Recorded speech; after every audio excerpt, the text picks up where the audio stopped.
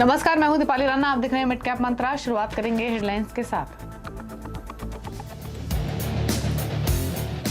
फरवरी expiry के दिन बाजार में निचले स्तरों से रिकवरी। सेंसेक्स नीचे से 350 पॉइंट सुधरा। निफ्टी भी नीचे से सॉन्ग संभला, लेकिन निफ्टी बैंक मिड कैप्स पर अभी दबाव।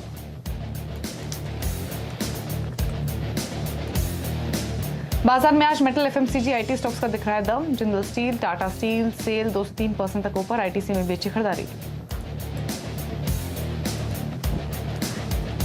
जी एंटरटेनमेंट के खिलाफ दिवालिया याचिका मंजूर होने के बाद शेयर में बड़ी गिरावट। 10% तक फिसला। लोन डिफॉल्ट मामले में एनसीएलटी में पहुंचा इंडसइंड बैंक।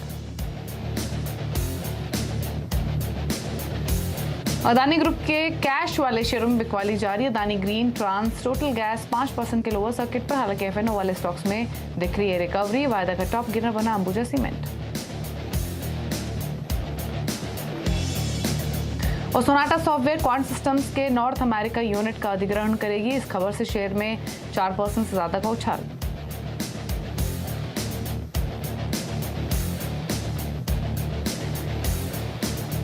आप देख रहे हैं मिड कैप मंत्रा और बाजार के मूड पर एक नजर डाल लेते हैं। फरवरी सीरीज की आज एक्सपायरी और उस दिन काफी उठापटक देखने को मिल रही है। गिरावट के बाद थोड़ी रिकवरी। हालांकि अभी भी लाल निशान में ही भारतीय बाजार है। 17,500 के आसपास निफ्टी ट्रेड कर रहा है, लेकिन हाँ, डेज लो से रिकवरी आई है और अब निफ्टी बिल्कुल फ्लैट हो चला है 17,551 के लेवल्स पर। ऑल्दो अगर आप मिड कैप स्मॉल कैप्स को देखेंगे, वहां थोड़ा दबाव अभी भी बना हुआ है। मिड कैप इंडेक्स आधा % नीचे ट्रेड कर रहा है और वही हाल आपको स्मॉल कैप इंडेक्स का दिखाई देगा। 145 पॉइंट्स नीचे मिड कैप इंडेक्स और स्मॉल कैप इंडेक्स भी फ्लैट लेकिन नेगेटिव साथ ट्रेड करते हुए। निफ्टी बैंक भी डेज लो से रिकवर हुआ, उसके बाद वॉलेटाइल। फिलहाल आपको 86 अंकों की कमजोरी देखने को मिल रही है। मार्केट ब्रेथ देखेंगे तो गिरने वाले स्टॉक्स की संख्या 1494, बढ़ने वाले स्टॉक्स की संख्या 1295 के करीब फिलहाल देखने को मिल रही है। एक बार फटाफट से संकेत देख लेते हैं एशिया बाजारों से और उसके बाद बात करेंगे स्ट्रैटेजीज की रिमेनिंग सेशन के लिए। स्टॉक्स पर भी आपकी राय आपको दिलवाएंगे। अगर एशियन मार्केट्स का हाल देखेंगे फिलहाल तो ज्यादातर एशियाई बाजार दबाव के साथ ही ट्रेड कर रहे हैं। फेड मिनट्स जारी होने के बाद जो मोर हाइक्स सिग्नल किए गए हैं उससे हम एक प्रेशर ही देख रहे हैं। निक्केई, हांगकांग, शंघाई सभी लाल निशान में ट्रेड करते हुए। कॉस्पी एक मात्र बाजार जो हरे निशान में है। अमेरिका के फ्यूचर्स हल्की बढ़त दिखा रहे हैं। 74 अंकों पर है डाउ फ्यूचर्स और नेस्डेक का फ्यूचर 92 अंकों पर ट्रेड कर रहा है। इनफैक्ट नेस्डेक के फ्यूचर में ऑलमोस्ट 1% की तेजी फिलहाल देखने को मिल रही है, तो ज्यादा मजबूती नेस्डेक के फ्यूचर में है। तब तक हुआ क्या है वो आपको दिखाते हैं। बाजार की बड़ी बातें आपके सामने लाते हैं एक करके। तो बाजार में निचले स्तरों से एक रिकवरी जरूर आई है, लेकिन अभी भी फ्लैट ट्रेड कर रहा है बाजार और 17,500 के ऊपर अब निफ्टी 17,550 के नजदीक इनफैक्ट निफ्टी आ चुका है। निफ्टी बैंक और मिड कैप इंडेक्स में भी लोअर लेवल से थोड़ा सुधार, लेकिन अभी भी प्रेशर में ट्रेड कर रहे हैं। निफ्टी बैंक 80-85 अंक नीचे है। तेजी आपको दिख रही है पावर, रियल्टी, यहाँ पर तो दबाव है लेकिन तेजी आपको दिखेगी मेटल, आईटी, एफएमसीजी, यहाँ थोड़ी बाइंग देखने को मिल रही है। पावर, रियल्टी स्टॉक्स लगातार दबाव में है। मिड कैप्स में जाएंगे तो होटल, बैंकिंग, ऑटो एंसिलरी, चुनिंदा पॉकेट, जहां पर तेजी आज के सेशन में देखने को मिल रही है। चलिए आज के मेहमान से इंट्रोड्यूस कराते हैं। प्रकाश गाबा के प्रकाश गाबा हैं। गाबा साहब नमस्कार, स्वागत है आपका। पहले तो बताइए इंडेक्स पर रिमेनिंग सेशन के लिए राय क्या, रेंज देख रहे हैं, एक्सपायरी कहाँ देख रहे हैं? Good afternoon Deepali. जो आज का लो है लगता है मुझे अच्छा लो है। उसका रीजन ये है कि 17,450 के करीब है और 17,500 एक साइकोलॉजिकल सपोर्ट है। उसके बाद मिला है, थोड़ा स्लोली नीचे आ रहा है, तो पॉसिबल है कि next part of the trading session में एक शॉर्ट कवरिंग और बाउट आ सकती है। तो वो कुछ होता है तो एक अपमूव मिल सकता है। इतना है कि जो रिसेंट हमने देखा है 17,620 का सीट के करीब, वो अगर पार कर लेगा तो 17,700 भी पॉसिबल है। तो अब नीचे स्लगिश आ रहा है, फिर एक बाउंस मिलेगा, उस बाउंस को शायद एक शॉर्ट कवरिंग आ सकती है। तो मेरे ख्याल से यहाँ पर लॉन्ग होना चाहिए, शॉर्ट नहीं। हाँ, इतना है कि स्टॉप होना चाहिए आज के लो का निफ्टी का। बैंक निफ्टी वैसा ही हाल कुछ बैंक निफ्टी में ही है, मैं कहूँगा अप मूव ऑन है, इसमें कोई वीकनेस मतलब कहीं पर भी नहीं आ रही बैंक निफ्टी में। बस इतना है कि ये जो मूव मिला है उसके हिसाब से एक जो आज जो भी होगी शॉर्ट कवरिंग, वो आज शॉर्ट कवरिंग आ सकती है, बस इतना कह सकते हैं। निफ्टी एक बेहतर ट्रेड रहेगा। ओके, ठीक है। शॉर्ट कवरिंग के लिए निफ्टी बेटर प्ले रहेगा। आज के सेशन में शॉर्ट कवरिंग आ सकती है। गाबा साहब स्टॉक्स निकाले हैं क्या कुछ? जी हाँ, स्टॉक्स में मुझे लगता है जाइडस लाइफ अच्छा लगता है मुझे। 466 के आसपास ट्रेड कर रहा है। लगता है ये करेक्शन था वो खत्म हुआ ऐसा लगता है, तो अब ट्रेड कर रहा है 466 और जाइडस लाइफ का स्टॉप होना चाहिए 461 का।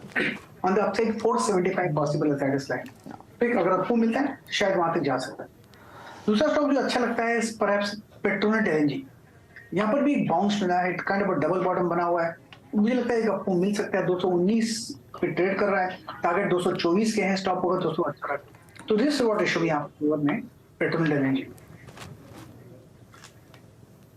ओके, तो पेट्रोनेट एलएनजी, जाइडस लाइफ, ये दो ट्रेड्स गाबस आपने आपको रेकमेंड किए हैं जहां पर आप खरीदारी करके चल सकते हैं 219 पर पेट्रोनेट एलएनजी फिलहाल ट्रेड करते हुए। लेकिन चलिए मिड कैप इंडेक्स और मिड कैप के स्टॉक्स अब आपके सामने लेकर आते हैं कि करके इंडेक्स हालांकि आपको फ्लैट इस समय दिखाई देगा लेकिन लोअर लेवल से रिकवर हुआ है, आधा % की गिरावट अभी भी बनी हुई है।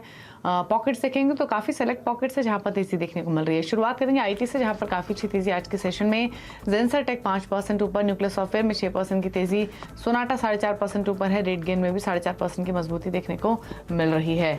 इसके अलावा आज के सेशन में देखेंगे तो बैंक स्टॉक्स यहाँ भी तेजी है। फेडरल बैंक, जेन के bank, Equitas, small finance bank, UCO bank 1% तक की तेजी इन स्टॉक्स में। इक्विटास, एसएफबी हालांकि 6% ऊपर ट्रेड कर रहा है। होटल और लीजर क्षेत्र के जो स्टॉक्स हैं वो आज चहक रहे हैं। Lemon Tree, EaseMyTrip, EIH, Indian Hotel, यहाँ 2%, 3% तक के अप मूव्स आज के सेशन में दिख रहे हैं। ऑटो एंसिलरीज भी दिखा देते हैं, उसमें जमुना ऑटो, रीका ऑटो और सोना कॉमस्टार 2.5%, 3.5% तक की तेजी में ट्रेड कर रहे हैं। रियल्टी स्टॉक्स दबाव में, इसमें आपको देखेंगे प्रेस्टीज, लोधा, DLF और गोदरेज प्रॉपर्टीज जहां 2.5-3% तक की गिरावट आज के सेशन में हावी होते हुए दिखाई दी है। गाबा साहब एक बार होटल और लीजर स्टॉक्स पे आपकी राय ले लेते हैं। इंडियन होटल, EIH, एस्माई ट्रिप, ये स्टॉक्स अच्छा आज रिकवरी दिखा रहे हैं। हालांकि अगर आप इनका ब्रॉडर मूवमेंट देखेंगे तो एक रेंज में ही रहे हैं। तो ट्रेडिंग की बात ना करके अगर थोड़ा लॉन्ग टर्म व्यू ले तो एस्माई ट्रिप हुआ या इंडियन होटल हुआ, क्या व्यू है आपका? देखिए Indian hotel basically longer term chart structure बढ़िया है। अभी कुछ 4-5 महीनों से एक साइडवेज जोन है विद स्लाइटली बेरिश पॉइंट। जैसे कि आपने बताया कि लॉन्ग टर्म व्यू मुझे आप ट्रेड करा 305, इसमें जब भी कोई डिस्क मिलती है मेरे ख्याल से वायबल है। 300 में रिसेंटली में जो लो देखा है उसके आसपास 295 के आसपास स्ट्रॉन्ग सपोर्ट जोन है। अगर उस रेंज में मिलता है तो ले लेना चाहिए, फिर टारगेट रहेगा 350, उससे वक्त लगेगा। तो यस, आपका नजरिया बरोबर है कि अपमूव मिलना चाहिए लेकिन थोड़ा वक्त देना पड़ेगा। EIH की बात करें तो I think east India hotels में भी वैसा ही हाल है, लेकिन मैं कहूंगा बेहतर ट्रेड इंडियन होटल में बनता है।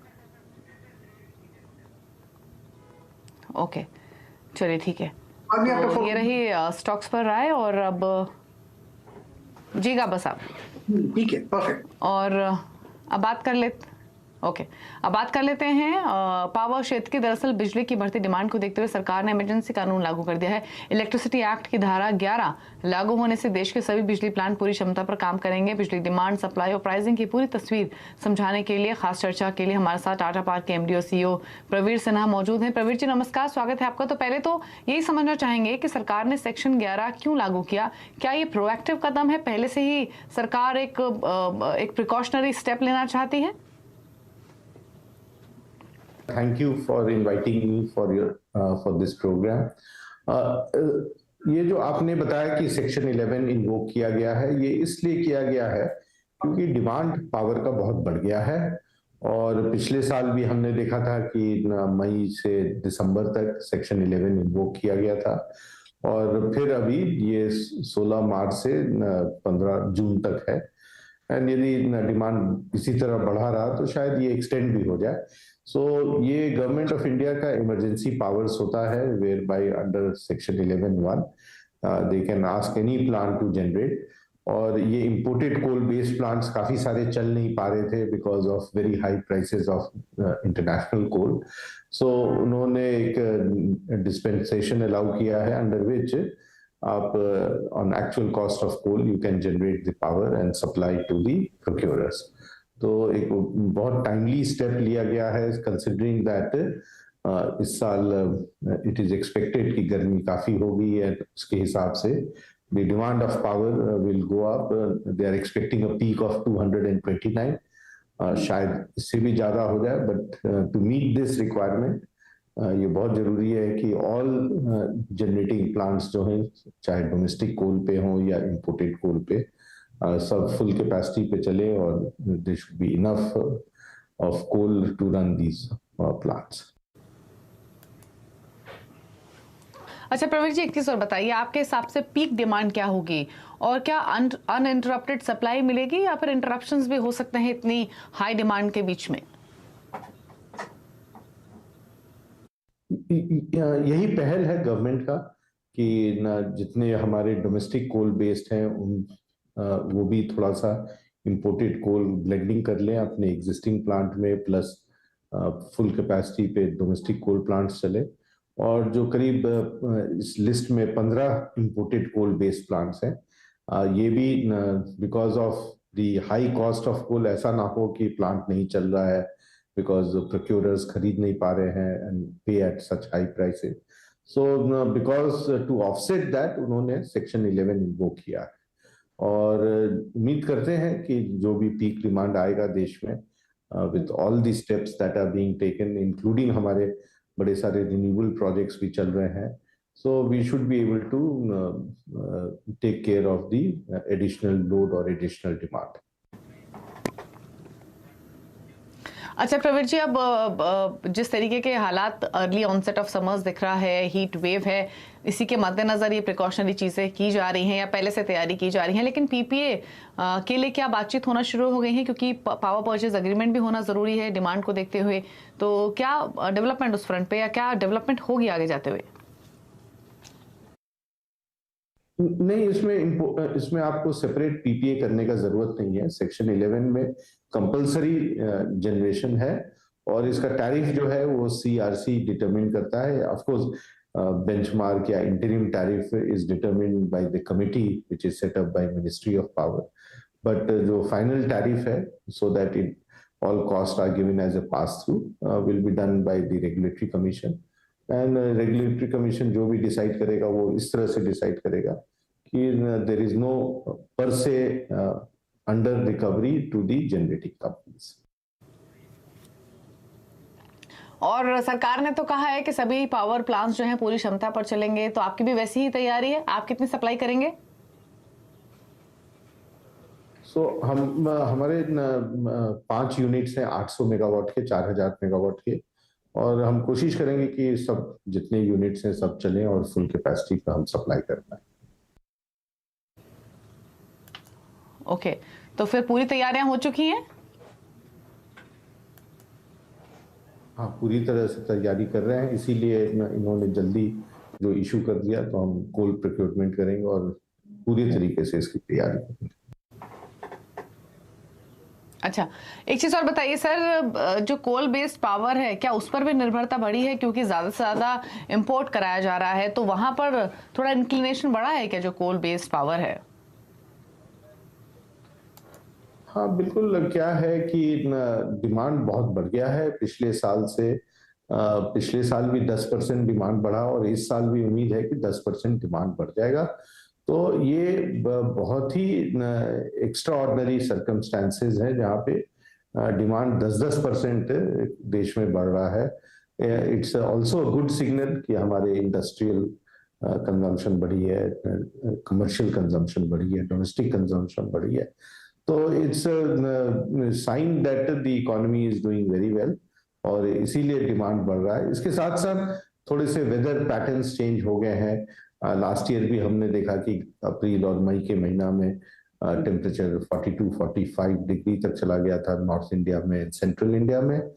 इस साल भी उम्मीद है कि टेम्परेचर्स काफी हाई जाएंगे, गर्मी शायद जल्दी आ जाए। तो ये जो है ये थोड़े से एबनॉर्मल कंडीशंस देखे जा रहे हैं वेदर पैटर्न्स में भी, एंड इसीलिए कंजम्पशन पैटर्न जो बढ़ता चला जा रहा है। To keep pace with that हमारे जितने भी जनरेटिंग कैपेसिटीज हैं they have to run at full capacity. अच्छा, रिन्यूएबल एनर्जी पर सरकार हालांकि लगातार फोकस कर रही है, कदम भी उठा रही है, लेकिन रिन्यूएबल पावर सप्लाई क्यों बढ़ नहीं पा रही है? रिन्यूएबल काफी कैपेसिटी एडिशन हुआ है। यदि आप देखिए तो पिछले 6 साल में करीब 60 gigawatt of solar capacity add हुआ है।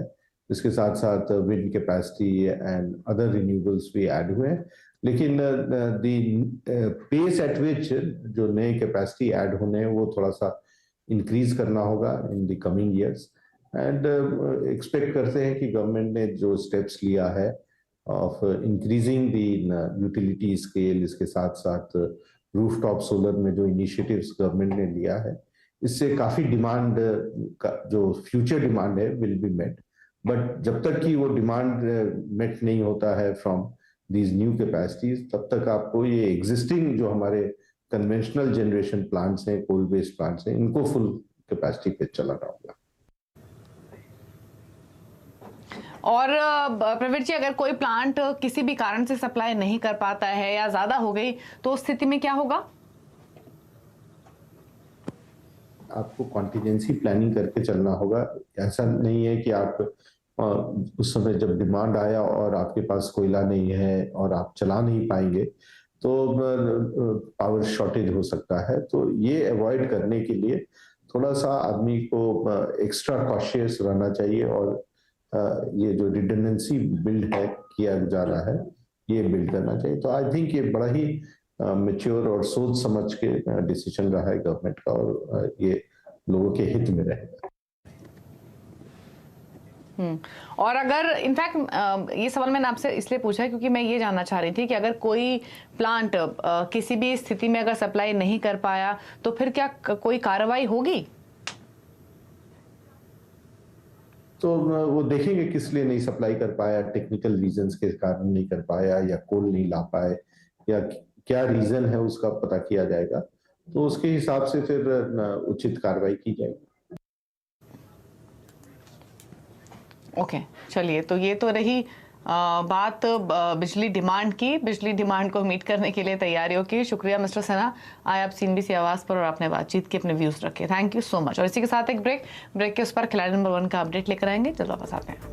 देख रहे हैं मिड कैप मंत्रा, आप खिलाड़ी नंबर 1 का अपडेट लेकर आते हैं। ये हफ्ता काफी टफ था हमारे हालांकि खिलाड़ियों के लिए, लेकिन फिलहाल के अपडेट्स और रिटर्न की स्थिति दिखाते हैं।